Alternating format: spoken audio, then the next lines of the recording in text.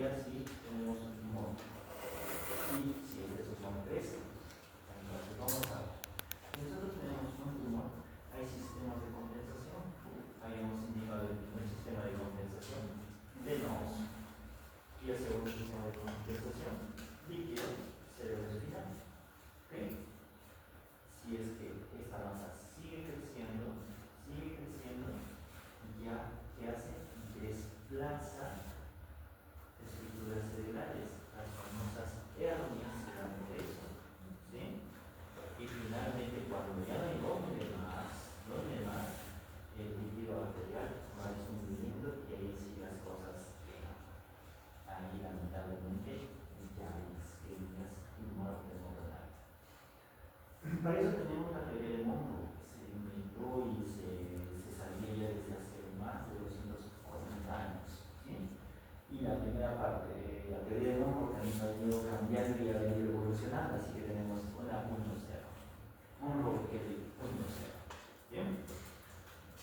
¿Qué nos decía la ley o esta teoría al inicio? Nos decía que había componentes intracraneales estáticos, entonces los volúmenes que estaban dentro eran compensados y si había un cambio en alguno de estos volúmenes que eran constantes, tenían que ser compensados en la misma proporción. O sea, si esta masa sumaba 10, la cantidad tanto de vena como de líquido cefalorraquídeo tenía que sumar 10 en salir del cerebro. ¿Bien? Eso es lo que decía Monod en su primera parte. Ahora, pero después de eso vimos qué cosa. ¿Por qué hay cambios en la presión intracraneal cuando uno tose? Entonces ya no eran componentes solamente internos dentro de la palotal los que generaban cambios en la presión, ahora teníamos componentes externos. Entonces en estas circunstancias concluimos lo siguiente, que el aumento de la presión intracraneal también es directamente proporcional a lo que es la cavidad torácica y la cavidad abdominal. Por ende, aumentos en la presión intraabdominal o en la presión intratorácica generan cambios en la presión intracraneal. ¿Ok? Eso básicamente ¿por qué? Por el retorno venoso.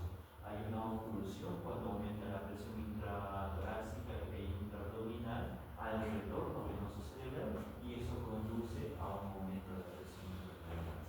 ¿Bien? Muy bien. Pero después dijeron que en la hidrocefalia de presión normal y en la hipertensión intracraneal idiopática no ocurre que haya aumento de la presión en el abdomen o en el tórax y se eleva la presión y no hay o no hay masas, tumores o algo que me esté aumentando dentro del cerebro para decir que hay algo extra que pues, o alguna situación que me esté elevando la presión. Entonces, bajo esas circunstancias también dijeron, ya. Entonces también podemos tener presión elevada en ausencia de lesiones bajo estas circunstancias. O circunstancias específicamente, hidrocefalias de presión normal, y en estas hidrocefalias de presión normal, nosotros tenemos que ir a ver qué cosa. El nervio óptico. Hemos dicho que el nervio óptico es una extensión directa del cerebro, y si el cerebro sufre, el nervio óptico sufre. Entonces, hacemos un fondo de ojo y estos pacientes tenían edema de papila, hipertensión endocraniana idiopática. ¿Sí? Muy bien. Pasamos al siguiente. Entonces, 1.4. Ahora nos dicen, no. También hay otras circunstancias que hacen que esta presión intracraneana siga también presentando cambios. ¿Cuáles son?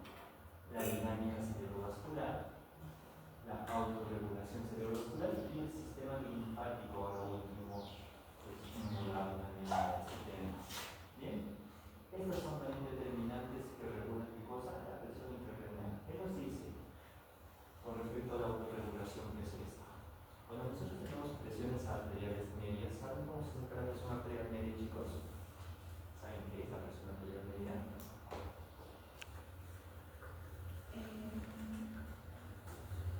Era la presión mínima a la cual necesitaba estar para llegar a los Lo que me estás mencionando es la presión de perfusión cerebral. Bien, la presión arterial media no viene a ser más que una media de de la presión normal. Diastólica y Pero sistólica. ¿cómo se saca eso? 2 veces diastólica más desistólica entre. Esa fórmula es importante que se grabe. Hay muchas formas de sacar la presión arterial media. Bueno, en fin, ¿para qué sirve la presión arterial media? Tiene mucho que ver con la presión de difusión cerebral, doctora, ¿sí? Porque nosotros teniendo una presión arterial media entre 50 y 150 vamos a tener una buena presión de percusión cerebral, por ende el cerebro no va a sufrir. Pero si ya baja, esto es directamente proporcional, y si sube también inversamente proporcional. Entonces, bajo estas constantes de 50 a 150, la presión intracraneal se mantiene bien, pero cuando ya la presión baja o sube, la presión ya no se mantiene bien, ya es difícil de controlar esa presión intracraneal, ¿sí? El sistema linfático, que ahora pues, está más en boga su conocimiento, pues nos dice también que al drenar líquido, ya sea venoso y o de líquido cefalorraquídeo, también tiene un componente en su regulación. ¿Ok? Ok, eso es lo que estamos indicando, ¿verdad? La presión intracraneal es la diferencia entre lo que es la presión arterial media y la presión de perfusión cerebral. Y la presión de perfusión cerebral, que es la presión arterial media menos la presión intracraneal. Básico, simplemente matemáticas básicas, ¿verdad? ¿Cuánto es la presión de perfusión cerebral? El valor normal va de 60 a 70 milímetros de mercurio, y es la mínima presión que nosotros necesitamos para mantener metabólicamente en función nuestro cerebro. ¿Ok? Más adelante les voy a enseñar cómo sacar la presión de perfusión cerebral cuando entremos al segmento de irrigación cerebral. Así que no desmayen, eso lo vamos a ver más adelante. Pero sí, apréndanse qué es. ¿Cuál es el concepto? ¿Vale? Dentro de lo que es la hipertensión hemocraniana ya definida como mayor de 20 milímetros de mercurio, las causas son múltiples. Vamos a ver algunas de ellas, ¿sí? Dentro de la obstrucción venosa y obstrucción del retorno venoso podemos tener trombosis de la vena auricular.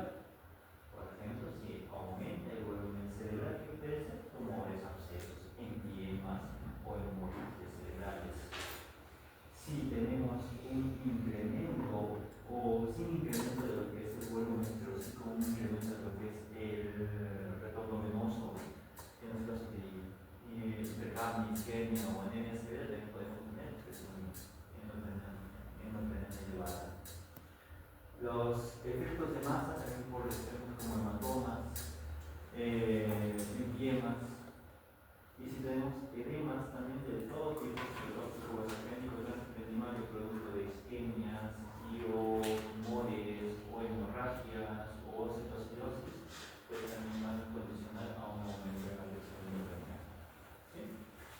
Acá algunos ejemplos tomográficos de las trombosis. Acá tenemos una trombosis venosa profunda. Si se dan cuenta, este debería ser blanco porque es un vaso sanguíneo, como este de acá, y está con algo negro dentro. Eso es una trombosis del seno venoso superior. ¿Ven? Un absceso cerebral es el clásico que tenga una capa donde esa capa está bastante vascularizada y por dentro está con el absceso. ¿Sí? Este es un tipo de tumor, es el principal tumor cerebral, los triomas cerebrales, y los distintos tipos de hematomas que ya hemos venido estudiando. Ya sabemos de este que es el subdural, sabemos de este que es el epidural, nos faltaba este que es el intraparenquima. ¿Ok? Si necesito